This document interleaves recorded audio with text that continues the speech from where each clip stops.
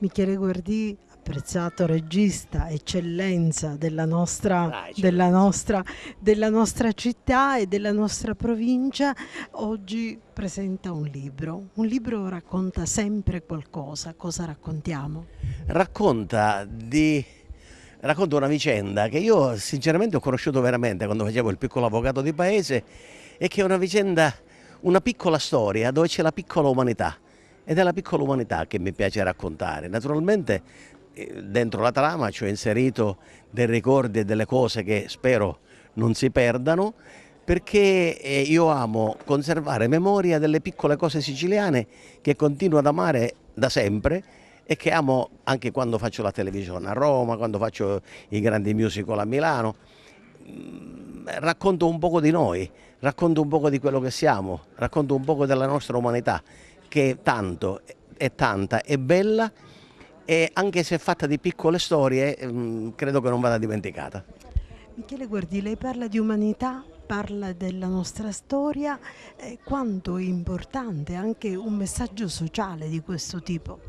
Ma io penso che il messaggio sociale sia sempre quello della serenità, nell'affrontare le cose quotidiane con rispetto dei problemi degli altri. Io c'ho un personaggio nella storia che è un personaggio Fiminedda. Fiminedda si riferisce a un uomo che potrebbe essere trattato in maniera ridicola.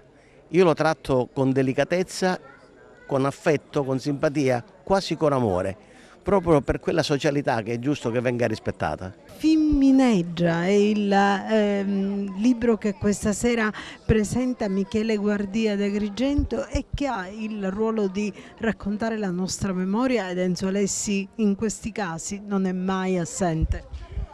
Ma a parte il fatto che io coordino questi incontri qui in Via Atenea, il discorso è un altro. Michele Guardì recupera memoria, ma recupera anche ambienti, recupera personaggi con questo Femmineggia. L'unico affettuoso rimprovero che potrei fargli come, ma perché non iniziasti 20 anni fa a scrivere? Ma questo è terribile, continuerà e ci ucciderà con i suoi romanzi, quindi sono contento veramente stasera di presentare questa prima opera di Michele Guardì. Quindi è un ciclo di presentazioni che ci attendono con altri appuntamenti, quali saranno?